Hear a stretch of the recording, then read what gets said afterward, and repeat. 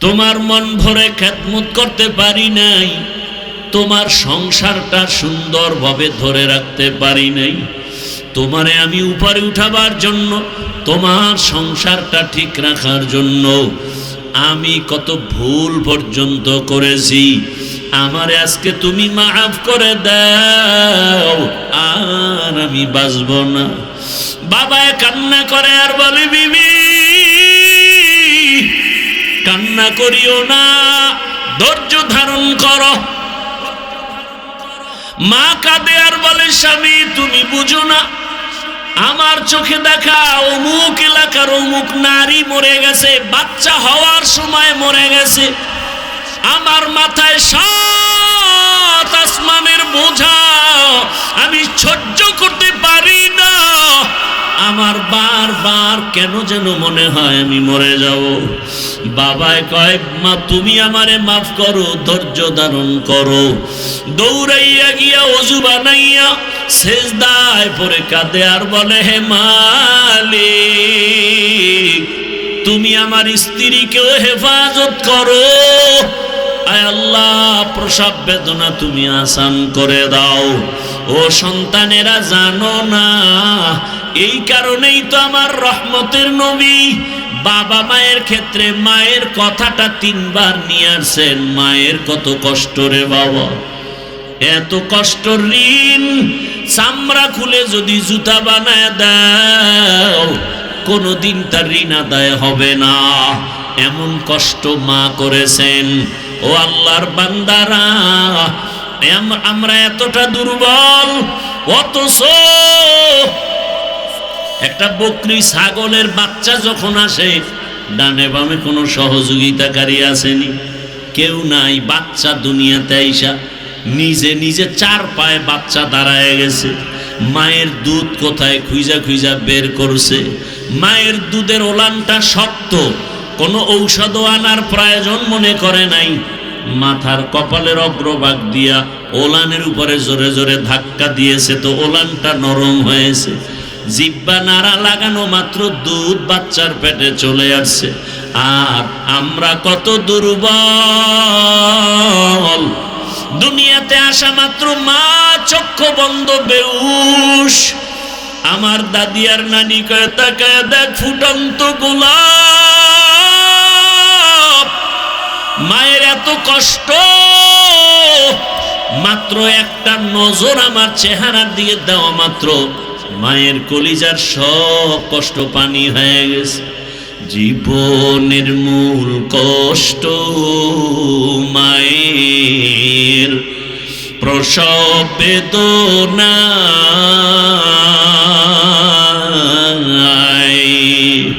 7 আসমান 7 জমিন তখন মায়েরিয়া। আমি যখন ছিলাম আমার মায়ের উদরে,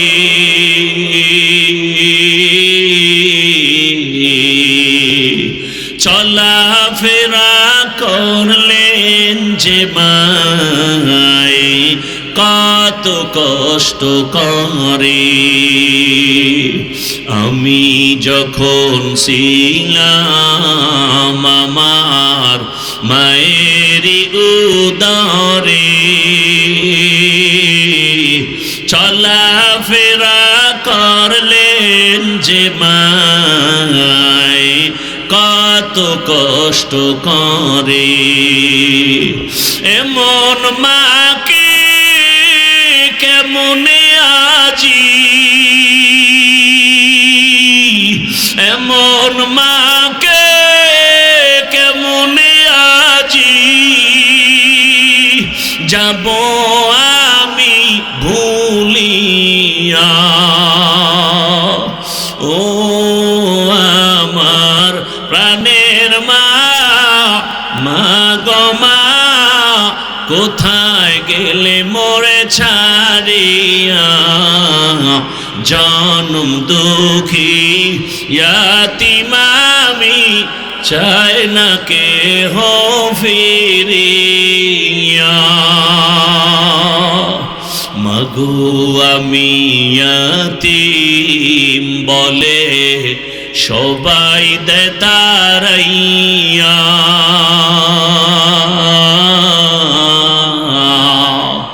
দুঃখের সাথে দিন কাটাই মা পেটে ক্ষুধা নিয়া। মাগো আমি ইয়াতীম বলে সবাই দেয় তাড়াইয়া, দুঃখের সাথে দিন কাটাই মা পেটে ক্ষুধা নিয়া। ঘুমের মাঝে মাকে দেখে,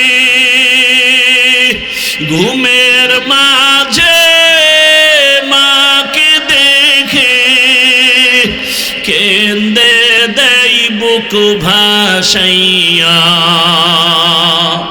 ও আমার প্রাণের মা, মা গো মা কোথায় গেলে মোরে ছাড়িয়া, জনম দুঃখী ইয়াতীম আমি চাই না কেহ ফিরিয়া।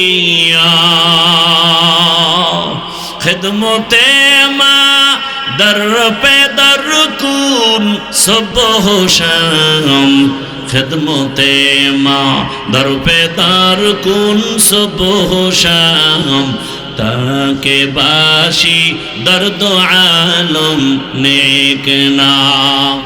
এরে আমার কলিজার যুবক, আজকে এই বছর তুমি বয়ান শুনতেছো, আগামী বছর বয়ান হবে, তুমি থাকবা কিনা জানা নাই। আমার কলিজার টুকরা ওই হাদি কত স্বপ্ন নিয়া ময়দানে আওয়াজ, কিন্তু অকাতরে চলে গেল। কেউ ভাবেও নাই সন্তানটারে নাকি হাতের মধ্যে নিয়ে বলেছিল, আমি যদি মরে যাই আমার সন্তানটাকে দেখে শুনে রাখিও।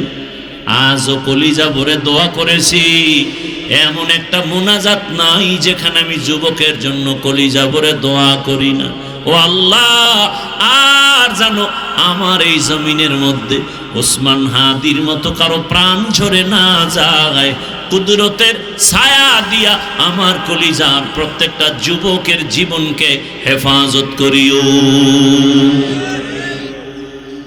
এরে আমার কলিজার বাবারা, আমার আল্লাহকে বেজার করা যাবে না কেন, সেই প্রশ্নের জবাবে আমি এতক্ষণ হাদিসের আলোচনায় আছি। আমার আল্লাহ কেমন দয়ার মালিক, সারা জীবন বয়ান করলে শেষ করা যাবে না। ওরে তুমি ঘুমাইতেছো রাতের বেলা, আল্লাহ যদি সজাগ করে না দেয় কেমনে সজাগ হইবা? আমার আল্লাহ সজাগ করে দিতেছে। আবার কত মা কান্দে, রাতের ঘুমের মধ্যে সন্তান চিরবিদায় হয়ে গেছে। ও আমার যুবক, এত কষ্ট করে এত দৌড়ান দৌড়াই, না খানা না ঘুম না শান্তি, পায়ে ধরে ধরে বলি বাবা তুমি স্কুলে পড়ো, কলেজে পড়ো, চাকরি করো, ব্যবসা করো, আমি কলিজা ভরে দোয়া করি। আমি একথা একবারও বলি নাই স্কুল বন্ধ করে মাদ্রাসায় যাও, তাবলিগে যাও, পীরের কাছে যাও, না হয় জাহান্নামে যাবে। বাংলাদেশে আমি যুবকদের খুব ওজন দিয়া বলি, যুবক তুমি স্কুল ছাড়বা না, কলেজ ছাড়বা না। আমার দেশে মাওলানা মুফতি মুহাদ্দিসের অভাব নাই আলহামদুলিল্লাহ, তবে কলিজায় দুঃখ, আমার দেশে আদর্শবান ডাক্তারের অভাব, আদর্শ ইঞ্জিনিয়ারের অভাব, আদর্শবান ওসি ডিসি এসপির অভাব। আর যদি আমার দেশের সব থানা জেলার ওসি ডিসি এসপি 5 ওয়াক্ত নামাজি হয়ে যেত, কোন সুদখোরের অনুমতি নিয়ে ওয়াজের ময়দান সাজাতে হতো না। ওয়ামা খালাকতুল জিন্না ওয়াল ইনসা ইল্লা লিয়াবুদুন। হে জগতের মানুষ, আমি জিন ও ইনসানকে সৃষ্টি করি নাই, হ্যাঁ করেছি একমাত্র আমার ইবাদতের জন্য। হাদিসে পাকে রাসূল বলেন, লা তাআতা লি মাখলুকিন ফি মাসিয়াতিল খালিক। আল্লাহকে অসন্তুষ্ট করে পৃথিবীর ভিন্ন কারো আদেশ বা নিষেধ বা হুকুম মানা হারাম। আয়াত ও হাদিসের তরজমা শেষ। হাদিসের উপরে কিছুক্ষণ আলোচনা হবে, এরপরে আয়াতের উপরে। শেষ দোয়া করে আমাদেরকে বিদায় নেওয়ার তৌফিক আল্লাহ রব্বুল আলামিন দান করুন। আমরা চাইলে অনেক কিছু হবে না, কিন্তু আল্লাহ যদি চান সব কিছুই হবে। এজন্য আল্লাহর চাওয়ার উপরে আমাদের সন্তুষ্ট থাকাই এটা ঈমানের পরিচয়। হাদিসে আল্লাহর রাসূল কি বললেন, যে আল্লাহকে অসন্তুষ্ট করে পৃথিবীর অন্যের হুকুম মানা হারাম। এ হলো তরজমা। অর্থাৎ দুনিয়ার এমন কোন ব্যক্তির হুকুমকে প্রাধান্য দেয়া যাবে না আল্লাহর হুকুমের উপরে।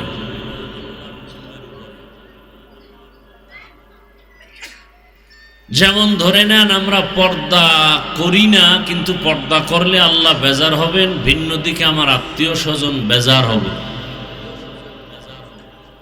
আমরা অনেকেই আল্লাহ বেজার হলো কিনা এই চিন্তা নাই, আত্মীয় যেন বেজার না হয় সেই ক্ষেত্রে পর্দা লঙ্ঘন করে চলি। বড় কঠিন হালাত।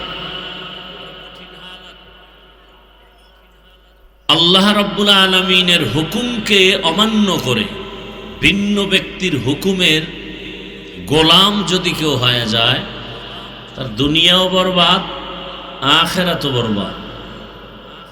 যেমন আল্লাহর হুকুমের বাইরে আমাদের মধ্যে মানুষ বেশিরভাগ কার হুকুমকে বেশি মূল্যায়ন করে? মা বাবা, পীর, আউলিয়া কেরাম, আর নেতা আছে না নেই?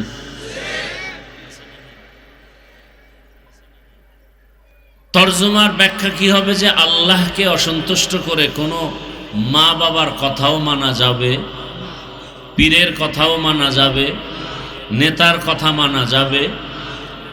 যেই কথা মানলে আল্লাহ বেজার হবেন এমন কারো কোনো হুকুম মানা যাবে।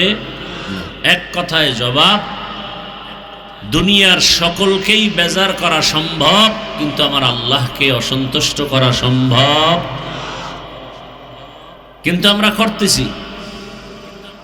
করতেছি পদে পদে আমরা আল্লাহকে অসন্তুষ্ট করে চলতেছি, চিন্তাও করি না। এখন প্রশ্ন হলো, আল্লাহকে বেজার করা যাবে না, তার কারণ কি? আর দুনিয়ার সকলকে বেজার করা যাবে, তার বা কারণ? বলে দুনিয়া আজ আছে একদিন থাকবে, আর এই দুনিয়াতে যা আছে তাও থাকবে না। অতএব যিনি সবসময় আছেন তাকেই কাছে রাখা দরকার। আর যে আজ আছে কাল থাকবে না, তার উপরে নির্ভর হওয়ার কোনো যৌক্তিকতা নেই। এ হলো একদিক। আর একদিক হলো, দুনিয়াতে আমি যে যাদেরকে বেজার করব, আল্লাহকে বেজার করব না। কারণ কি? দুনিয়াওয়ালারা আমাকে কিছু দেয় না, দেওয়ার কথা বলে, আবার যাও দেয় তাও খোটা দেয়, এবং যতটুকু দেয় পেছনে স্বার্থ। দুনিয়াতে খুঁজে বের করলাম, স্বাভাবিক হতো মা বাবার অন্তরে স্বার্থ নাই। আমার দেশ বাংলাদেশে তাকায় দেখলাম, সেই স্বার্থের কারণে অনেক মা অনেক বাবা সন্তানকে হত্যা করে। কি এ খবর আপনাদের নাই? এমনকি এক বাবা তার মেয়েকে হোটেলের মধ্যে নিয়ে বলে, আজকের রাতের জন্য তুমি স্ত্রীর মতো।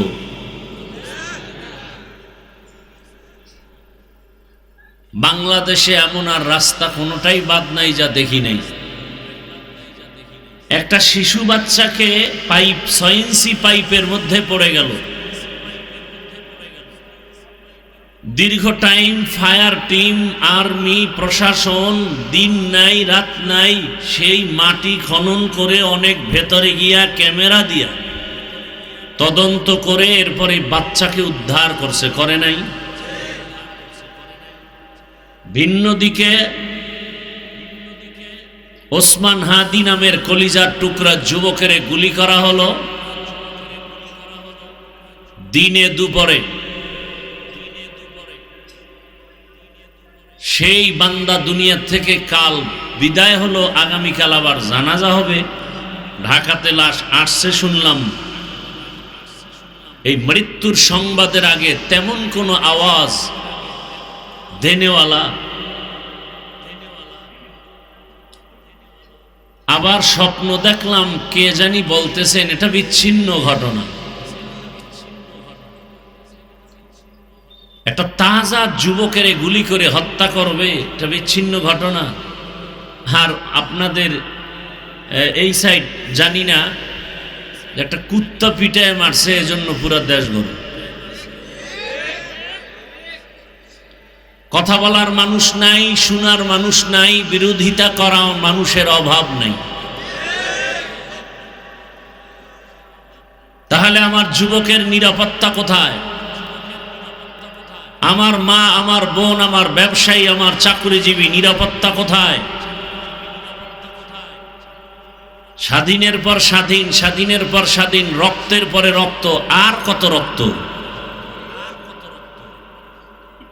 এখনো কি আপনারা সতর্ক হবেন না? এখনো আপনারা ভোটের আগের রাত্রে টাকা খাওয়ার জন্য অপেক্ষায় তসবিহ গুনতেছেন। একটা মুরগি যদি আপনারা আজগরা বাজার থেকে কিনতে যান 500-1000 লাগে কিনা? একটা খাসি কিনতে 20,000 লাগে না? একটা গরু কিনতে 1 লাখ লাগে। ওদের থেকে আপনারা বনি আদম আশরাফুল মখলুকের দাম নাই। কথা বলেন। অথচ বাংলাদেশের হালাত, ভোটের আগের রাত্রে 500 টাকা দিয়া মানুষ কিনে মানুষ। আমি বলবো এরা মানুষরূপী পশুর থেকেও খারাপ। টাকায় বিক্রি হয় পশু, কোনো মানুষ বিক্রি হতে পারে না। যাদের ওই রাতের ভোর রাতের টাকা খাইতে মনে চায়, বাথরুমে গিয়ে 10 গ্রাম পায়খানা খাইও। আর সিরাজগঞ্জ জেলা শহরে গিয়ে হালাল সাবান দিয়া কুলি করিও, তাহলে গন্ধ থাকবে না। কিন্তু এই হারাম টাকা খাইলে জাহান্নামের আগুন ছাড়া পবিত্রতা অর্জন হবে না। বলে গেলাম ঈমানের মহাব্বতে আমিও জান্নাতে যেতে চাই, আপনাদেরকেও জান্নাতে নেওয়ার চিন্তায় পরামর্শ দিতে আসছি। কাউকে দূরে সরাতে আসি নাই, আক্রমণ করতে আসি নাই, গালি দিতে আসি নাই, সবাইকে আপন বানাতে আসছি। আমরা একসাথে যেন আল্লাহর জান্নাতে যেতে পারি। আমি কোনো দল, কোনো ব্যক্তির গোলাম হয়ে বয়ানে আসি নাই। আমি সব কথা বলবো আমার আল্লাহ, আমার রসুল, আমার কোরআন, আমার হাদিস, আমার ইসলামকে ঠিক রেখে।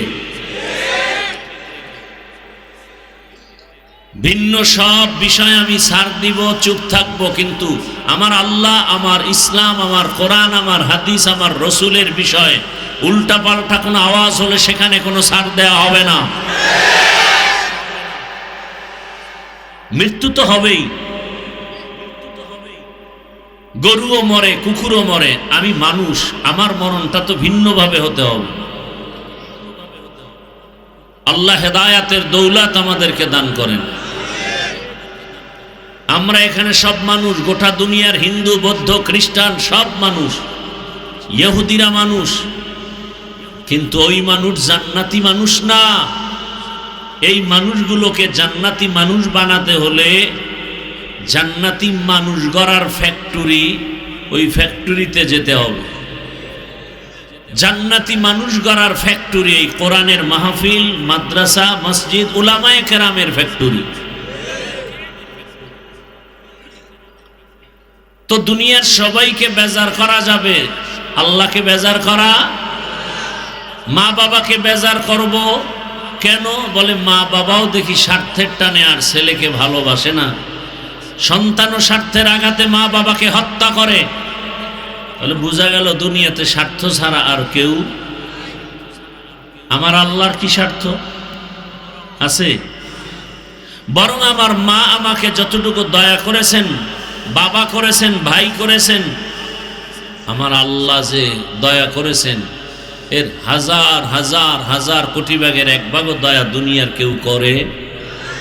আবার আল্লাহ দয়া করে কোনো খোঁটাও দেন নাই। আল্লাহর দয়ার দরজা অল টাইম খোলা, দুনিয়াওয়ালাদের দয়ার দরজা একটু খুলে বাকি টাইম বন্ধ। দিব দিব বলে আবার দেয় না, যাও দেয় খোঁটা দিয়া ঝাল মিটায় দেয়। আছে না নাই? আল্লাহর কোনো স্বার্থ আছে? আল্লাহ কত দয়ার মালিক। আল্লাহ বলেন আমি কেমন দয়ার মালিক, আমার দরওয়াজাটা অল টাইম খুলে রেখেছি। দুনিয়ার মানুষেরা মনের মানুষকে দেয়, মনের মানুষ যদি না হয় তাকে দেয় না। পক্ষের মানুষকে দান করে, সহযোগিতা করে, বিপক্ষের মানুষকে দান করে না, সহযোগিতা করে না। কিন্তু আমার আল্লাহ কেমন দয়ার মালিক যে আল্লাহর দয়ার দরওয়াজাটা অল টাইম খোলা। রাতের আধারে যদি তুমি একবার আল্লাহ বলে ডাক দাও, আমার আল্লাহ বলেন আমি আল্লাহ হাজির। দিনের বেলা ডাকো আল্লাহ হাজির। জঙ্গলের মাঝে গিয়া যদি ডাক দাও আল্লাহ, সেখানেও আমার আল্লাহ হাজির। সমুদ্রের মাঝখানে গিয়া যদি ডাক দাও আল্লাহ, সেখানেও হাজির। আল্লাহ আমার কাছে বেঈমানেরা চাইলেও দেই, মুমিনেরা চাইলেও দেই, নারীরা চাইলেও দেই, পুরুষেরাও চাইলে দেই। আবার একদল মানুষ আছে ওরা চাওয়ার মতো ভাষা বুঝে না, কথা বলার জবান নাই। আমি আল্লাহ ওদের অন্তরের হালাত জানি, চাওয়ার আগে সব আমি দিয়ে দেই। চাওয়ার আগে যিনি সব আশা পূরণ করেন তিনি হলেন আমার রব। এমন একজন দয়ার মালিক আর কেউ নাই। দুনিয়ার মানুষের কিছু নেওয়ার পরে যদি প্রশংসা না করি, বদনাম করি, আর দিবে না। কিন্তু আল্লাহ বলেন আমি কেমন দয়ার মালিক, তাকায় দেখ আমার দেয়া পানি, আমার দেওয়া বাতাস, আমার দেয়া সূর্যের আলো, চাঁদের আলো, আমার দেয়া জমিনের ফসল, গাছের ফল, নদীর মাছ, সব যারা মন মতো খাইয়া আমার হুকুমের বিরোধিতা করো, নামাজ নাই, রোজা নাই, তেলাওয়াত নাই, পর্দা নাই, হালাল হারামের ভেদাভেদ নাই, আমি যদি স্বার্থপর হইতাম একটা নাফরমানকেও ঘুমের মধ্যে মেরে ফেলতাম। আল্লাহ মারছেন? আল্লাহ মারেন নাই। আল্লাহ মারবেন দূরের কথা, বড় আমার আল্লাহ প্রতিদিন বারবার বান্দাকে ডাকেন, হাইয়া আলাস সালাহ, হাইয়া আলাল ফালাহ। বারবার ডাকেন, আসো আমার দরওয়াজায় একটা হাজিরা দিয়া যাও। ফজরে ডাক দেওয়া হলো, তোকে পাওয়া যায় নাই। আবার জোহরে ডাক দেওয়া হলো, বেজার হই না, আবার ডাক দেওয়াইলাম মুয়াজ্জিনকে দিয়ে আসো নাই। আমি আল্লাহ রাগ না করিয়া আবার আসরে ডাক দেওয়াইলাম, আবার তোমাকে মুয়াজ্জিন আসরে ডাক দেয় আসো, আসরেও আসো নাই। আমি আল্লাহ রাগ করি নাই, আবার ডাকা হলো মাগরিবে আসো, তুমি মাগরিবে আসো নাই। আমি রাগ করি নাই, আমি আল্লাহর দয়ার দরজা দিয়া আবার এশার নামাজে ডাক দেওয়াইলাম, এশার নামাজেও তুমি নাই। আমি বেজার না, বরং আমি আল্লাহ এখন নিজে এতটা দয়াময়, এখন আমি আল্লাহ 5 বার ডাকাইছি মানুষ দিয়া, নবী রসুল দিয়া, এখন আমি আল্লাহ নিজে তোমাকে ডাকার জন্য আসতেছি। আল্লাহ আসতেছেন ডাকার জন্য। এমন একটা টাইমে আল্লাহ ডাক দিবেন যেই টাইমে মাও ঘুমায়, বাবাও ঘুমায়, নদীর মাছগুলো ঘুমায় শান্ত, গাছের পাখিরা পর্যন্ত ঘুমায়, জমিনটাও নীরব, আসমান নীরব, কোনো আওয়াজ নাই। অতিও গভীর হয় রজনী যখন, নীরবে প্রভুর নাম জপিও তখন। প্রভুর করুণা যদি পাইবারে চাও, গভীর রাতে উঠে প্রভুর গুণগান গাও। আল্লাহ আসছেন আমাদের ডাকার জন্য, ফেরেশতাকে ডাকার জন্য আল্লাহ কোথাও যান না, আল্লাহ পাক জিনদের ডাকার জন্য কোথাও যান না। আল্লাহ মানুষকে ডাকার জন্য প্রথম আসমানে আসেন। কোন সময় আসেন জানেননি কেউ? কথা বলেন না কেন? কখন? রাতের শেষ, যেই সময়ে কোনো আওয়াজ নাই, আল্লাহ দয়া করে ডাকেন আর বলেন, আলা মিন মুস্তাগফিরিন ফাগফির আলা। কে আছো?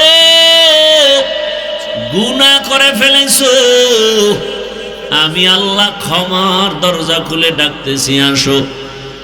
তুমি জীবন ভর 60-70 বছর কত গুনাহ করেছো, হাতের গুনাহ, চোখের গুনাহ, জবানের গুনাহ, অন্তরের গুনাহ। আমি আল্লাহ তোমার উপরে বেজার না, বরং আমি ডাক দিলাম, তুমি যদি আমার ডাকে সাড়া দিয়া সিজদায় পড়ে যাও, চোখের পানি ছেড়ে একটা ডাক দিয়া বলো, ইয়া রব্বি গফিরলি, ও আমার রব আমাকে মাফ করে দাও। ইয়া রব্বি গফিরলি, ইয়া রব্বি গফিরলি। গুনাহ করেছো 70 বছর, 1 সেকেন্ডে জীবনের সব গুনাহ মাফ করে দিব। আতিনা ফি দারে দুনিয়া না হাসান, আতিনা ফি দারে উকবা না হাসান, ইয়া গিয়াসাল মুস্তাগীসিন ইহদিনা লিফতিখারা বিল উলুমে ওয়াল গিনা। হর গরিদে নেকো তু তৈয়ার হ্যায়, जो न मांगे उससे तू बेजार है। এরে আল্লাহর গোলাম, আমি আল্লাহ গভীর রাতে আসছি, তাও কিন্তু একদিন না, জীবনে তোমার সামনে যতটা রাত আসবে, আমি আল্লাহ প্রতি রাত তোমাকে ডাকার জন্য আসি। এটা ক্ষমতার কিছু না, বরং মহব্বতের কারণে। আমি আল্লাহ তোমাদের এত ভালোবাসি, আমি আল্লাহ জিনেরও এত ভালোবাসি না, ফেরেশতাকেও এত ভালোবাসি না। তাহলে আমার আর আছে কারা? একমাত্র মানুষ। আমার তো আলাদা ছেলে নাই, মেয়ে নাই, স্ত্রী নাই, পরিবার নাই। খ্রিস্টানদের মধ্যে কেউ বলে আল্লাহর যেহেতু কেউ নাই, তবে মারিয়াম আল্লাহর স্ত্রী। আবার খ্রিস্টানদের মধ্য থেকে কেউ বলে ঈসা নবীর মা মারিয়াম আছে, কিন্তু ঈসা নবীর বাবা নাই। কথা হলে ঈসা নবীর বাবা আল্লাহ। কে? ঈসা নবীর বাবা আল্লাহ, মারিয়াম তার স্ত্রী। আবার একদল কয় না, যেহেতু বাবা নাই, ঈসা নবী যারও সন্তান। আরো জোরে বলেন। অথচ আল্লাহ বলেন লাম ইয়ালিদ ওয়া লাম ইউলাদ, আমি কাউকে জন্ম দেই না, কারো থেকেও জন্ম নেই না। লাম ইয়ালিদ লাম ইউলাদ উলাইকা লাম ইয়ালিদ লাম ইউলাদ উলাইকা ওয়ালিদ মাউলুদেরা খালেকাস। ইব্রাহিম আলাইহিস সালাম মেহমান সারা খানা খায় না, আর আপনারা মেহমান দেখলে ইস্তেগফার পড়েন, অন্য দিক দা ভেগে চলে যান। আম্মাজানদেরও কিছু কিছু এরকম অভ্যাস, মেহমান পছন্দ করে না। অথচ রহমতের নবী বলেন, মেহমান তোমার ঘরের দরওয়াজায় যদি যায় তোমার জীবনও ধন্য। মেহমান তোমার জীবনের ভাগ্যের একটা চাল দানা খায় না, বরং মেহমান তার নিজের রিজিকটাই সেখানে খায়। মেহমান আসলে রিজিকে বরকত হয়, রুজিতে বরকত হয়। ইব্রাহিম আলাইহিস সালাম মেহমান ছাড়া কখনো খানা খান না। আজকে অপেক্ষায় আছেন খানা খাবেন, কিন্তু মেহমান পাওয়া যায় না। নির্দিষ্ট না, জারি রাস্তায় পায়ের ধৈর্য নিয়ে খাওয়ায় দেয়, আসো এক দস্তরখানে খানা খাই।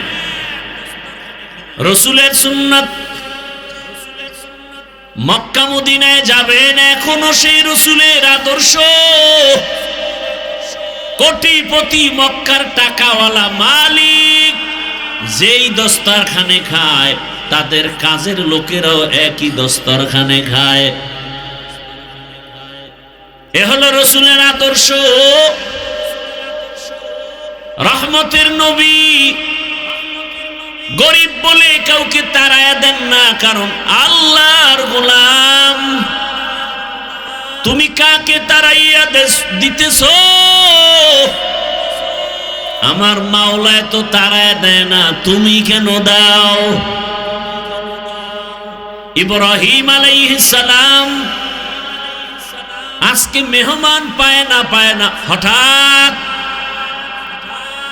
এক মুশরিক আমার আল্লাহর বিরুদ্ধে আচরণ করনেওয়ালা রাস্তা দিয়ে হেঁটে যায়।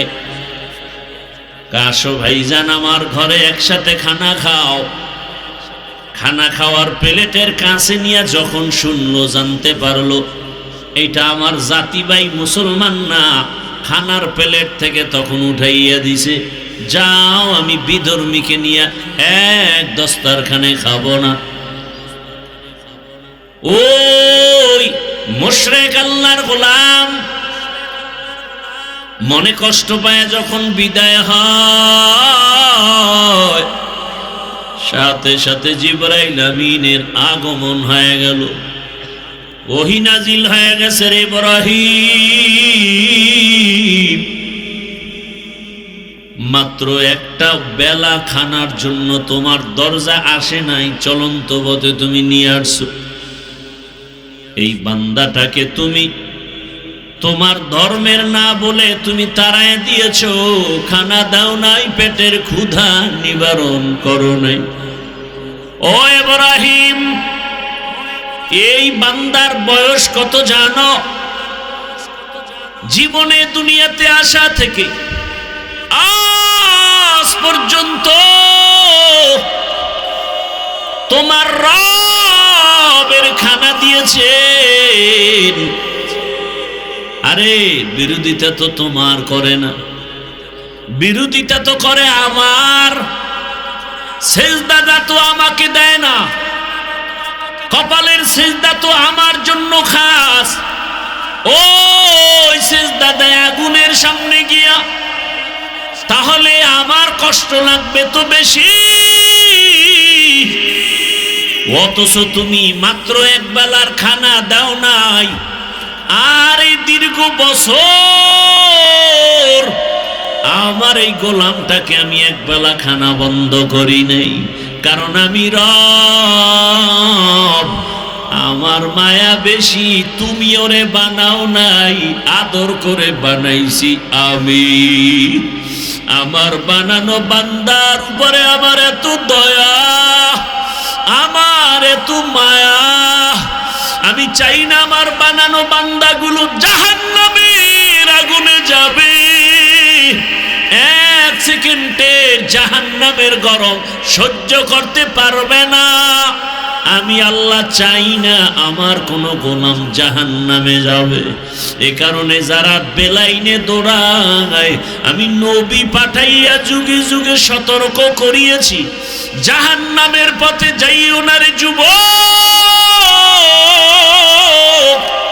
এক সেকেন্ডের জাহান্নামের আযাব গরম সহ্য করতে পারবা না রে বাবা।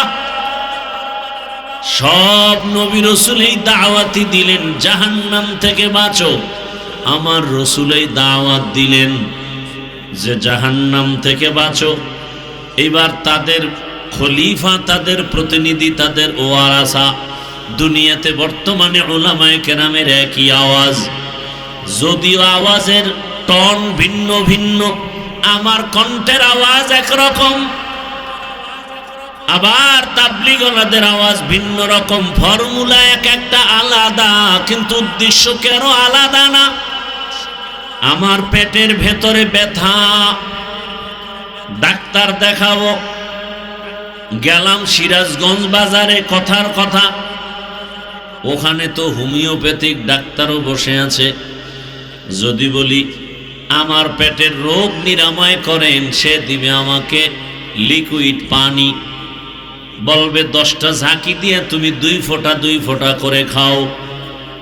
ওই পেটের রোগের জন্য আমি ঘুরিয়ে যদি এমবিবিএস ডাক্তারের কাছে যাই, ওই ডাক্তার বলবে ইনজেকশন দাও, সিরাপ নাও, ট্যাবলেট ক্যাপসুল নাও। আবার কোনো কবিরাজের কাছে গেলে বলবে তুমি তাবিজ নাও। আমি যেটা বুঝাতে চাই ভালো করে বুঝেন, হোমিওপ্যাথিক ডাক্তারের সিস্টেম আর ফর্মুলা আলাদা, এমবিবিএস ডাক্তারের রোগের ফর্মুলার চিকিৎসা ফর্মুলা আলাদা, কবিরাজের চিকিৎসা ফর্মুলা আলাদা, কিন্তু উদ্দেশ্য কারো আলাদা নাই। হোমিওপ্যাথিক ডাক্তারও চায় পেট ব্যথা ভালো হয়ে যাক, এমবিবিএস ডাক্তারও চায় পেট ব্যথা ভালো হয়ে যাক, কবিরাজও চায় পেট ব্যথা ভালো হয়ে যাক। ভাইরা আমার, ভালো করে বুঝো, ঈমানের লাইনে আমাদের কলবের মধ্যে রোগ আর গুনাহের ময়লা, এই রোগের চিকিৎসার জন্য একমাত্র উলামায়ে কেরাম ডাক্তার। বলে কেমন ডাক্তার? বলে ফর্মুলা এক এক রকম, এক একজনের। তাবলীগওয়ালাদের ফর্মুলা ভিন্ন, পীর সাহেব যারা মানুষের কলবের চিকিৎসা করে তাদের ফর্মুলা আর এক রকম, বক্তাদের ফর্মুলা, মাদ্রাসাওয়ালাদের ফর্মুলা আর এক রকম। ভিন্ন ভিন্ন ভিন্ন ভিন্ন ফর্মুলা হলেও কোনো টেনশন নাই, সবার উদ্দেশ্য এক, মানুষ যেন গুনাহ ছেড়ে আল্লাহওয়ালা হয়ে যায়। তো কুজা সুন্নতে আহমদ কুজা বা মুহাম্মদ কে বুয়াদ নিসবত তোরা মান আহাব্বা সুন্নতি কৌলে রসূল মজদায়ে কা নামাই হাম কুন কবুল। আমার আল্লাহ তাআলা বলেন, আমি চাই না কেউ জাহান্নামে যাবে, কারণ 1 সেকেন্ডের গরম সহ্য করতে পারো না, সেই পাওয়ার নাই, কারণ আমি তোরে বানাইছি দুর্বল করে। ওয়া খুলিকাল ইনসানু যায়ীফা, মানুষের মতো দুর্বল কোনো প্রাণী আমি সৃষ্টি করি নাই। মানুষ এতটাই দুর্বল, একটা মশার কাছে দুর্বল, একটা পিপিলিকার কাছেও আমরা দুর্বল, কিন্তু মর্যাদা দুর্বল না, মর্যাদা বাড়ায় দিয়েছেন সবার উপরে। দুনিয়াতে যত প্রাণী আছে সবার থেকে মানুষের মর্যাদা বেশি। ওয়ালাকাদ কাররামনা বানি আদম ওয়া হামালনাহুম ফিল বাররি ওয়াল বাহরি ওয়া রাযাকনাহুম মিনাত তাইয়্যিবাত ওয়া ফাদ্দালনাহুম আলা কাসীরিন মিম্মান খালাকনা তাফদীলা। বনি আদম বড় দামি। কয় কেন? কয় এগো মেধা বেশি। কয় মিথ্যা কথা। বনি আদম বড় দামি কেন? বলে এরা খেতে পারে বেশি। বলে মিথ্যা কথা। বনি আদম বড় দামি বলে কেন? এদের শক্তি বেশি। বলে মিথ্যা কথা। দুনিয়াতে সব শক্তিওয়ালাদের থেকে মানুষের শক্তি দুর্বল। দুনিয়ার সব মেধা সম্পন্ন প্রাণী থেকে মানুষের মেধা দুর্বল। দুনিয়াতে খানেওয়ালা প্রাণীর থেকে মানুষের খানার অবস্থা বড় দুর্বল। কি? মহাসমুদ্রে বড় বড় নীল তিমি আছে। এক একটা নীল তিমির প্রতিদিনের খাদ্য তালিকা 1000 কেজি চিংড়ি মাছ। কে খাওয়ায়? কে খাওয়ায়? ভাইরা আমার, জমিনের মধ্যে একটা বড় পাহাড়, কোহে কাফ, ওই পর্বতে একটা প্রাণী বসবাস করত, সিমর্গ। ওই প্রাণীটার প্রতিদিন খাদ্য হলো 40টা মোটা তাজা হাতি। সুবহানাল্লাহ। না সারাদিন বিড়ি টানলে আইব কেমন? হ্যাঁ, এক একজনের চেহারার থেকে কি নূরের আলো বিচ্ছুরিত হচ্ছে বিড়ি টানার ধাক্কায়। আল্লাহ হেদায়াত দান করুন। খুব খুশি লাগছে না? একটু বিড়ির প্রশংসা করছি, তাই তো?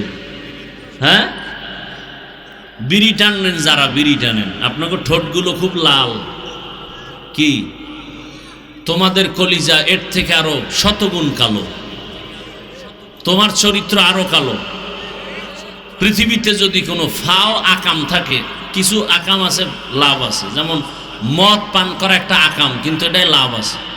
খাইলেই শরীরে এনার্জি বাড়ে, লঙ্গি খুইলেই বউরে মা কয়া ডাক দেয়।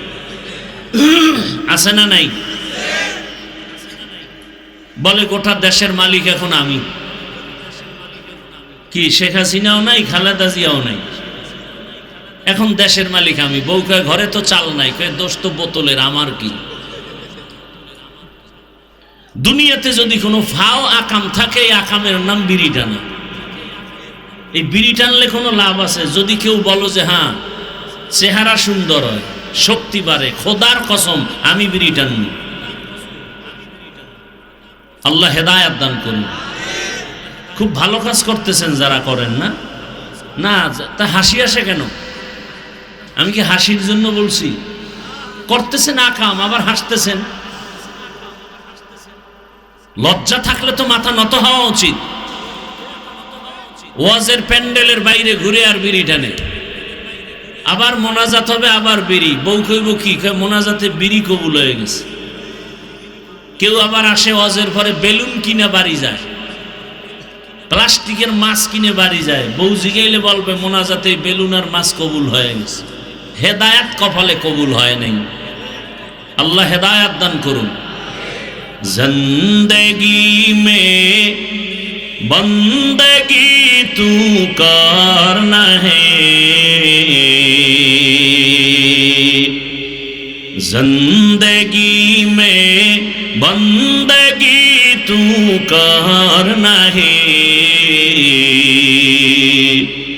जिंदगी बे बंदगी शर्मिंदा है, जिंदगी बे बंदगी शर्मिंदा है। খারাপ লাগতেছে আপনাদের? মাওলার কাছে কত ভালো লাগে তা জানেন? আল্লাহর তো ছেলে মেয়ে নাই, আল্লাহর তো আদরের আমরা।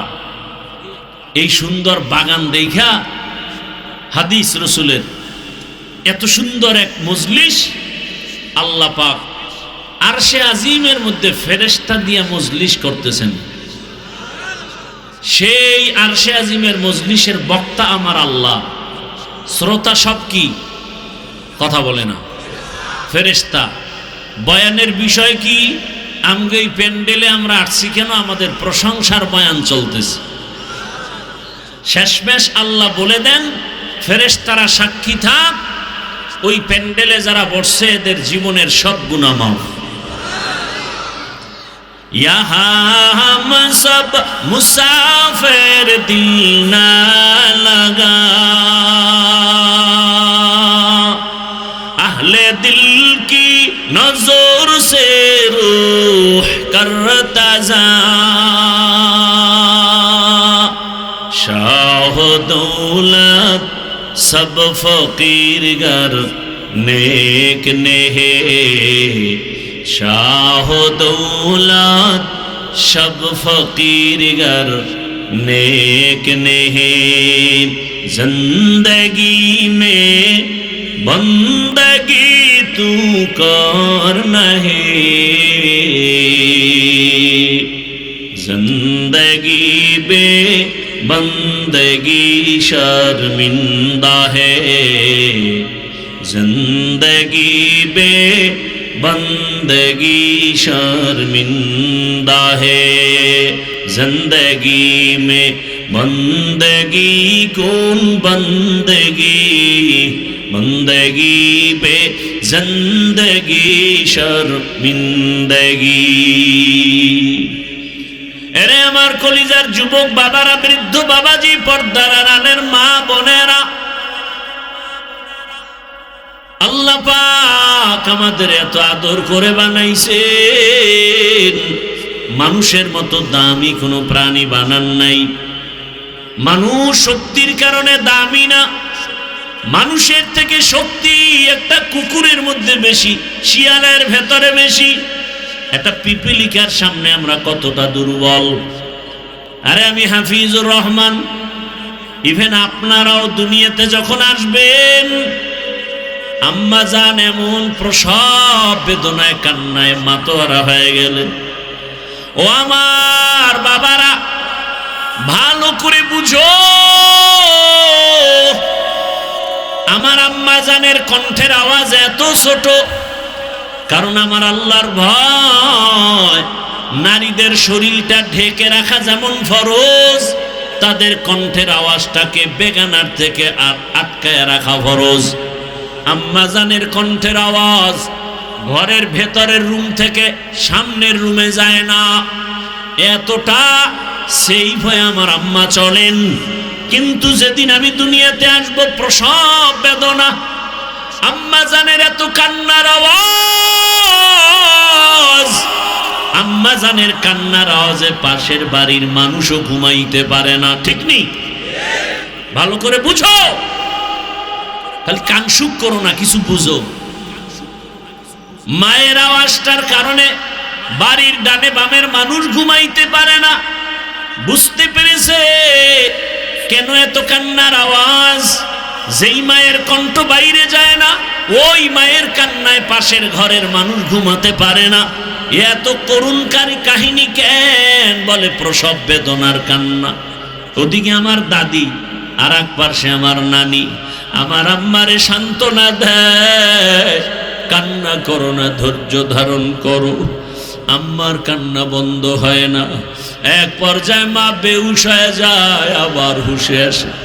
হঠাৎ আমার আম্মা জান ডাক দিয়া কয়, ও আমার শাশুড়ি আম্মা, আপনারা আমার থেকে একটু দূরে যান, 1 মিনিটের জন্য আমার স্বামীকে একটু আমার কাছে আসতে দেন। আমার আব্বা জানকে ডাকছেন, আমার আব্বা জান আসছেন। আম্মা জান হাতটা ধরিয়া কান্না করে আর বলে, স্বামী, বাবার কত মায়া কত মমতা ত্যাগ করে তোমার ঘরে আসছি, তোমার মন ভরে খেদমত করতে পারি নাই, তোমার সংসারটা সুন্দরভাবে ধরে রাখতে পারি নাই। তোমারে আমি উপরে উঠাবার জন্য, তোমার সংসারটা ঠিক রাখার জন্য আমি কত ভুল পর্যন্ত করেছি। আমারে আজকে তুমি মাফ করে দাও, আর আমি বাঁচব না। বাবা কান্না করে আর বলে, বিবি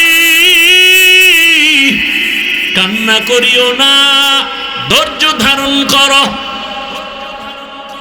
মা কাঁদে আর বলে, স্বামী তুমি বুঝো না, আমার চোখে দেখা অমুক এলাকার অমুক নারী মরে গেছে, বাচ্চা হওয়ার সময় মরে গেছে।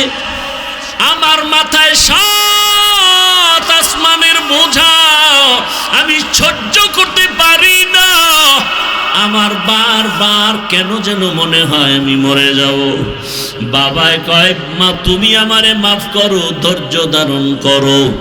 দৌড়াইয়া গিয়া ওযু বানাইয়া সেজদায় পড়ে কাঁদে আর বলে, হে মালিক, তুমি আমার স্ত্রীকেও হেফাজত করো। আয় আল্লাহ, প্রসব বেদনা তুমি আসান করে দাও। ও সন্তানেরা, জানো না, এই কারণেই তো আমার রহমতের নবী বাবা মায়ের ক্ষেত্রে মায়ের কথাটা 3 বার নিয়ে আসছেন। মায়ের কত কষ্ট রে বাবা, এত কষ্ট। ঋণ চামড়া খুলে যদি জুতা বানায় দাও, কোনোদিন তার ঋণ আদায় হবে না। এমন কষ্ট মা করেছেন। ও আল্লাহর বান্দারা, আমরা এতটা দুর্বল, অথচ একটা বকরি ছাগলের বাচ্চা যখন আসে, ডানে বামে কোনো সহযোগিতাকারী আসেনি, কেউ নাই। বাচ্চা দুনিয়াতে আইসা নিজে নিজে 4 পায়ে বাচ্চা দাঁড়ায় গেছে। মায়ের দুধ কোথায় খুঁজা খুঁজা বের করছে। মায়ের দুধের ওলানটা শক্ত, কোনো ঔষধও আনার প্রয়োজন মনে করে নাই। মাথার কপালের অগ্রভাগ দিয়া ওলানের উপরে জোরে জোরে ধাক্কা দিয়েছে, তো ওলানটা নরম হয়েছে। জিব্বা নাড়া লাগানো মাত্র দুধ বাচ্চার পেটে চলে আসছে। আর আমরা কত দুর্বল, দুনিয়াতে আসা মাত্র মা চক্ষু বন্ধ, বেউস। আমার দাদি আর নানি কয়ে, তাকায় দেখ ফুটন্ত গোলাপ। মায়ের এত কষ্ট, মাত্র একটা নজর আমার চেহারার দিকে দেওয়া মাত্র মায়ের কলিজার সব কষ্ট পানি হয়ে গেছে। জীবনের মূল কষ্ট মায়ের, প্রসব বেদনা।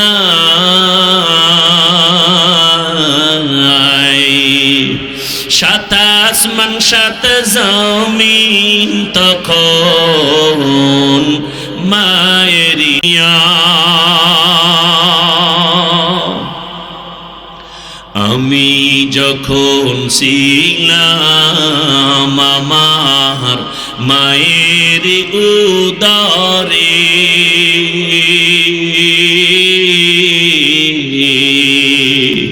চলাফেরা করলেন যে মায়ে, কত কষ্ট করে। আমি যখন ছিলাম আমার মায়ের উদরে, চলাফেরা করলেন যে মায়ে, কত কষ্ট করে। এমন মাকে কেমনে আজি, এমন মাকে কেমনে আজি যাব আমি ভুলিয়া।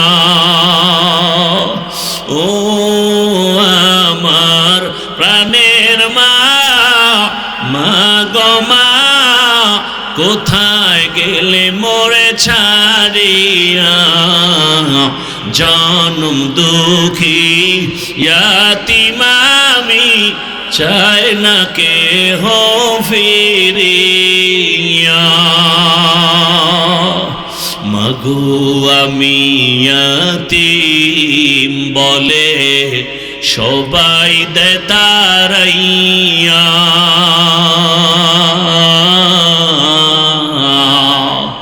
দুঃখের সাথে দিন কাটাই মা,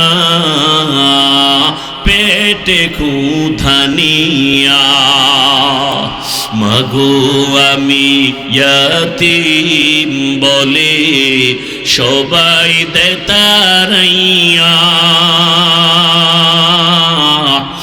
দুঃখের সাথে দিন কাটাই মা, পেটে ক্ষুধা নিয়া। ঘুমের মাঝে মাকে দেখে, ঘুমের মাঝে মাকে দেখে কেন্দে দেই বুক ভাসাইয়া। ও আমার প্রাণের মা, মা গো মা, কোথায় গেলে মোরে ছাড়িয়া? জনম দুঃখী ইয়াতীম আমি, চাই না কেহ ফিরিয়া। খিদমতে মা দর পে দর কুন সুবহ শাম, খিদমতে মা দর পে দর কুন সুবহ শাম, তাকে বাসি দর্দ আলম নেক না। এরে আমার কলিজার যুবক, আজকে এই বছর তুমি বয়ান শুনতেছো, আগামী বছর বয়ান হবে, তুমি থাকবা কিনা জানা নাই। আমার কলিজার টুকরা ওই হাদি কত স্বপ্ন নিয়া ময়দানে আওয়াজ, কিন্তু অকাতরে চলে গেল। কেউ ভাবেও নাই সন্তানটারে নাকি হাতের মধ্যে নিয়ে বলেছিল, আমি যদি মরে যাই আমার সন্তানটাকে দেখে শুনে রাখিও। আজও কলিজা ভরে দোয়া করেছি, এমন একটা মোনাজাত নাই যেখানে আমি যুবকের জন্য কলিজা ভরে দোয়া করি না। ও আল্লাহ, আর জানো আমার এই জমিনের মধ্যে ওসমান হাদির মতো কারো প্রাণ ঝরে না যায়। কুদরতের ছায়া দিয়া আমার কলিজার প্রত্যেকটা যুবকের জীবনকে হেফাজত করিও। এরে আমার কলিজার বাবারা, আমার আল্লাহকে বেজার করা যাবে না কেন, সেই প্রশ্নের জবাবে আমি এতক্ষণ হাদিসের আলোচনায় আছি। আমার আল্লাহ কেমন দয়ার মালিক, সারা জীবন বয়ান করলে শেষ করা যাবে না। ওরে তুমি ঘুমাইতেছো রাতের বেলা, আল্লাহ যদি সজাগ করে না দেয় কেমনে সজাগ হইবা?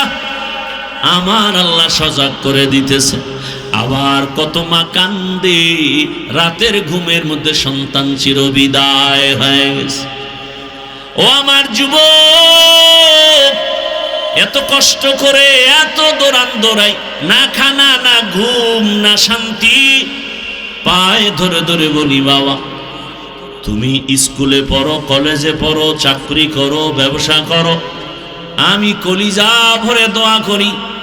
আমি একথা একবারও বলি নাই স্কুল বন্ধ করে মাদ্রাসায় যাও, তাবলিগে যাও, পীরের কাছে যাও, না হয় জাহান্নামে যাবে। বাংলাদেশে আমি যুবকদের খুব ওজন দিয়া বলি, যুবক তুমি স্কুল ছাড়বা না, কলেজ ছাড়বা না।